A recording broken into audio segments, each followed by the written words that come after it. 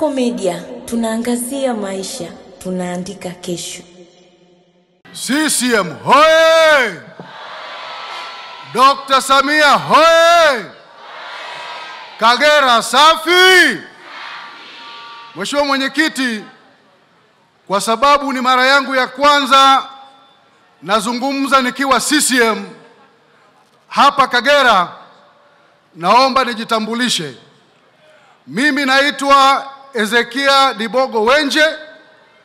Mimi nilikuwa mwenyekiti wa Chadema kanda ya Ziwa Victoria, mkoa wa Kagera, mkoa wa Geita na mkoa wa Mwanza.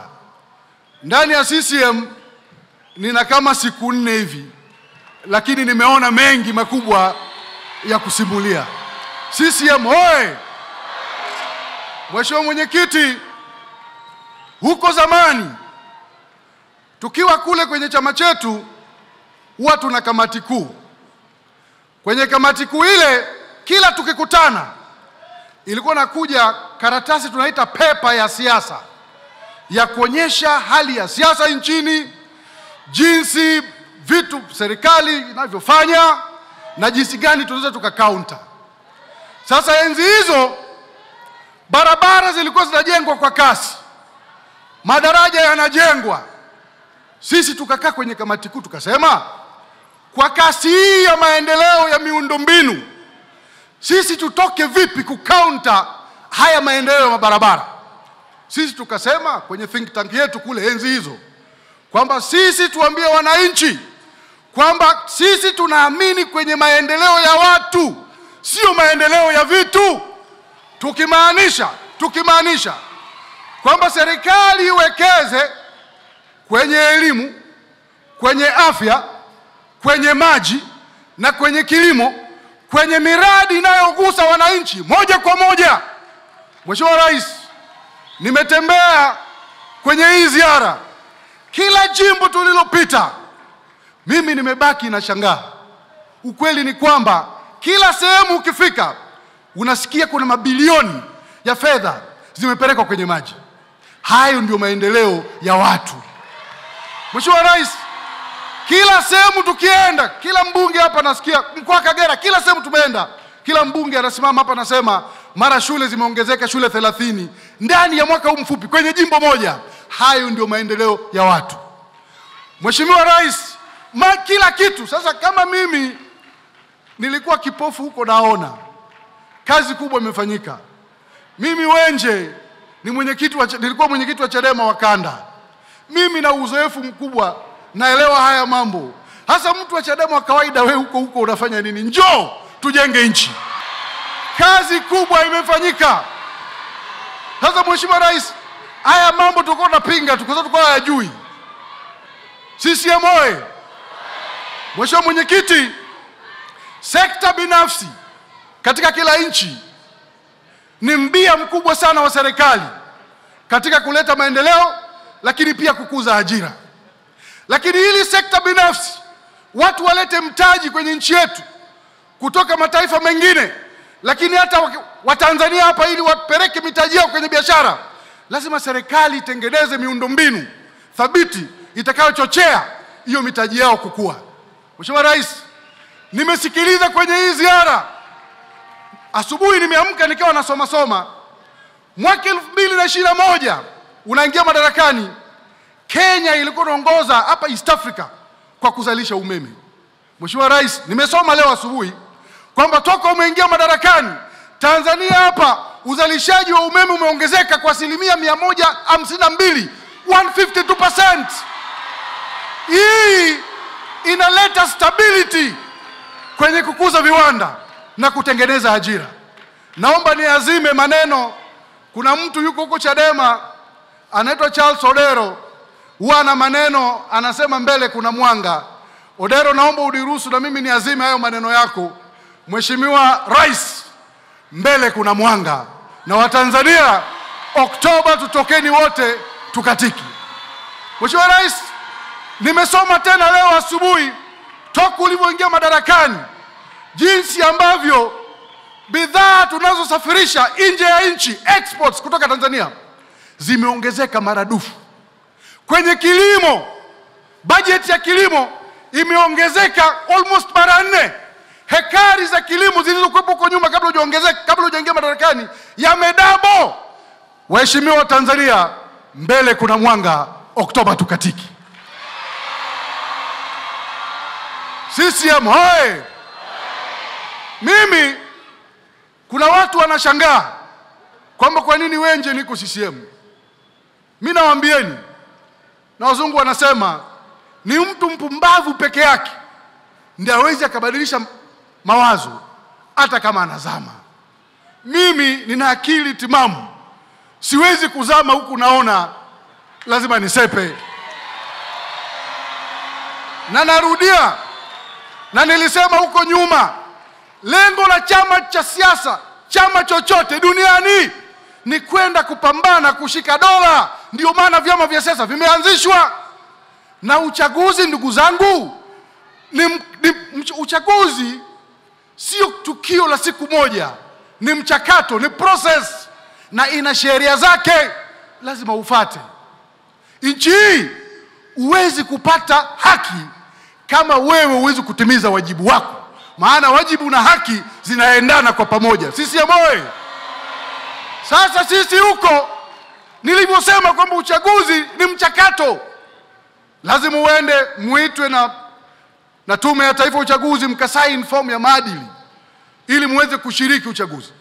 Chinua Achebe katika kitabu chake moja aliwahi kusema kwamba ukitaka kujua umenyeshewa kiasi gani na mvua, lazima ukumbuke tone la kwanza lilikupatia wapi. Sisi ya moyo, sisi huko kwenye chama chetu cha zamani, tone la kwanza la mvua lilituanzia pale tulipokataa kwenda kusaini fomu ya maadili ya kushiriki uchaguzi kinyume na sheria. Nchi tukakataa kwenda kusaini fomu.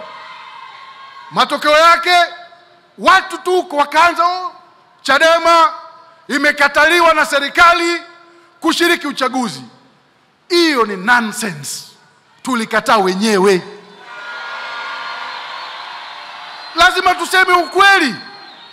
Na nyinyi mnakumbuka Dar es Salaam, huu ni mkutano mkubwa, lazima tuseme na dunia isikie na dunia ijue, kwa sababu nilikuwa humo kwenye vikao hivyo vyote. Anayebisha haje aseme. Vikao tulikataa sisi wenyewe. Tukaenda mpaka kwenye baraza kuu, tukaenda mpaka kwenye mkutano mkuu wa chama tarehe 21. Ndio mkutano mkuu ambao ukipitisha kitu maamuzi, hakuna kikao chochote ndani ya chama kinachoweza kubadilisha.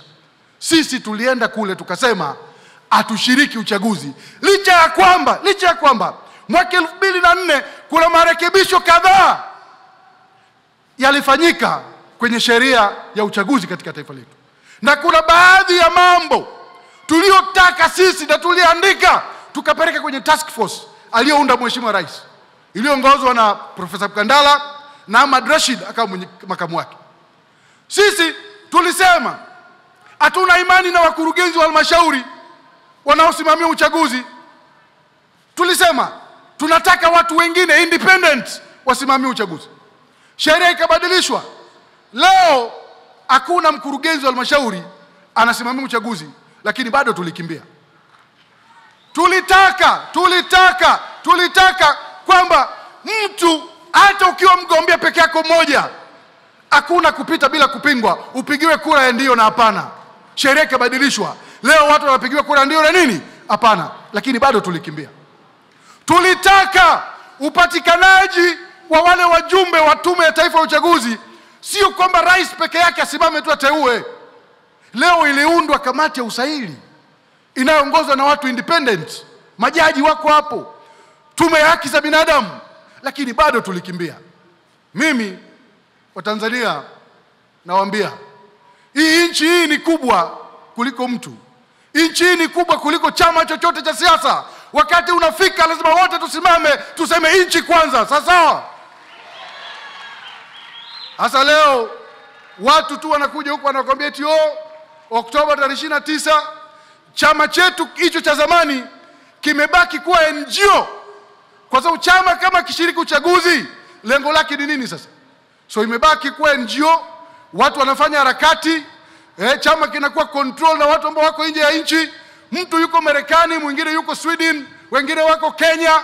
Kazi yao toka asubuhi mpaka jioni, na wana tweet mpaka usiku, ni kuchochea vurugu katika nchi yetu. Sisi hapa tunasema hatuna nchi nyingine. This is the only country we have. Sisi ya moyo. Sasa wewe kijana ukiwa hapa, mtu yuko Marekani, yeye anajua anavyopata hela. Wewe anakuambia kwamba sasa wewe nenda ukaandamane, yeye na mke wake na watoto wake na mke wake wao wako huko, wanajua wanavyoishi. Alafu wewe wanakuambia ukaandamane. Hapa Bukoba ni karibu na Uganda. Mnakumbuka story ya Kibwetere? Yule Kibwetere alikuwa ni msichana tu mmoja. Kabla hapo alikuwa anafanya kazi kwenye bar. Akawa mjanja huyo dada. Akatengeneza waumini. Akawaambia mwaka 2000 dunia inaisha, kipindi kile cha millennium. Akakusanya watu wote pale wajinga, wakakaa wanasifu Mungu tu pale kwamba dunia inaisha. 2000 ikaingia, Desemba ikaenda, Januari ikaja, Februari ikaja, mwezi wa 3 unafika, watu wanamuuliza mbona twende mbinguni? Akamwambia kaini humu, Yesu anakuja si muda mrefu. Aliwachoma wote na yeye akasepa. Sasa kama wewe mtu yuko Marekani anakudanganya ukandamane, tofauti yako na yule mfuasi wa Kibwetere ni nini? Na utaangamia. Na hata Biblia inasema watu wangu wanaangamia kwa kukosa nini? Maarifa. Kwa hiyo mimi ndugu zangu nimekuja na nawashukuruni sana. Huu ndio mkutano wangu wa kwanza hapa Bukoba. Zamani nilikuwa nakuja tunafanya mikutano ile midogo kule nikiwa na wale ndugu zangu. Nawashukuruni sana. Wangapi wanachagua wabunge wa CCM? Kura za Dr. Samia Suluhu Hassan naomba nizione. Ndugu zangu wananchi, mbele kuna mwanga. Mheshimiwa Mwenyekiti, nakushukuru sana. Mungu akubariki.